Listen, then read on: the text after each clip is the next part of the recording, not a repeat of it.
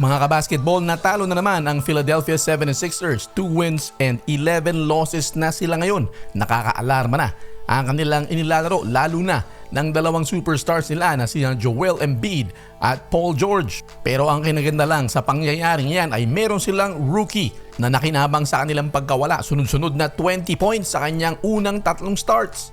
At mga sunod-sunod na maling tawag ng mga referee sa NBA, parang nadadalas na. Pero pag sinilip pala natin ay nagbabalanse lang ang mga yan. Pero bago natin pag-usapan yan, tignan muna natin ang dikit na panalo ng Milwaukee Bucks kontra Houston Rockets.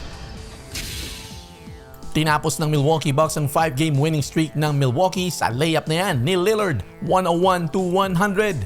Gumawa ang veteranong si VanVleet ng 26 points, 6 rebounds and 5 assists. Hinabol ng Rockets ang 14-point third quarter deficit para kunin ang kalamangan early sa fourth quarter. Ganda rin ang nilaro ni Jalen Green, 21 points, 9 rebounds, 2 assists.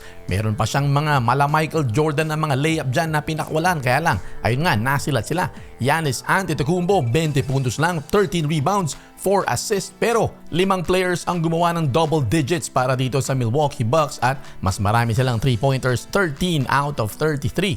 9 out of 32 lamang para sa Houston. Pagkatapos magsimula ng 2 wins and 8 losses, naipanalo ng Bucks ang 3 sa huling 4 na laban nila. 18 points ang ambag ni Damian Lillard, yun lang 0 out of 6 siya mula sa 3. Pero ito ngang si Brook Lopez ang bida ng gabi, 27 points, may 10 rebounds at 5 out of 8 mula sa 3. Parang siya pa talaga ang pinaka-shooter sa koponan.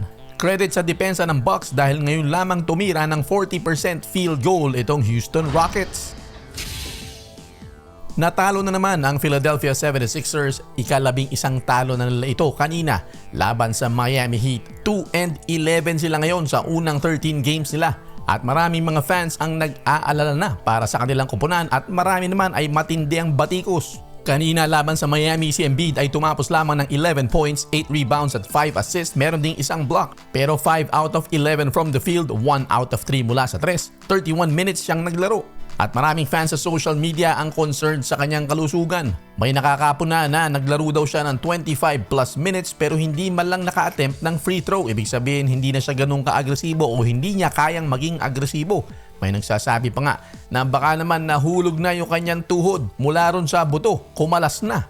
At meron naman ang pakiwari ay sana hindi na lang siya naglaro sa Olympics. At kapuna-po na rin na ang kanilang rookie na si Jared McCain ay na-outscore sina Joel Embiid at Paul George sa huling 2 laro. Sa huling 3 starts nitong si Jared McCain, umiscore siya ng at least 20 points sa bawat isa na yun. Kaya sa kamalasan ng Philadelphia 76ers, at least merong nangyayaring maganda.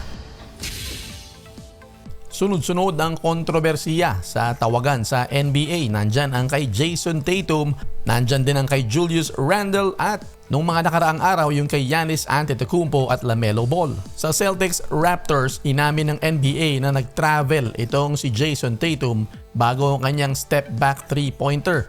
At kasunod nito, ganun din yung kay Julius Randle. Buzzer beater din sa kanilang panalo laban sa Phoenix Suns pero inamin din ng NBA na nag-traveling si Randle bago ang kanyang 3. At umamin din ng NBA na nagkamali ng tawag ang referee na binigyan ng foul si Giannis Antetokounmpo gayong nadulas lang siya mag-isa. Inamin nila pagkatapos multahan itong si Doc Rivers dahil sa pagsasalita niya ng hindi maganda, double black eye.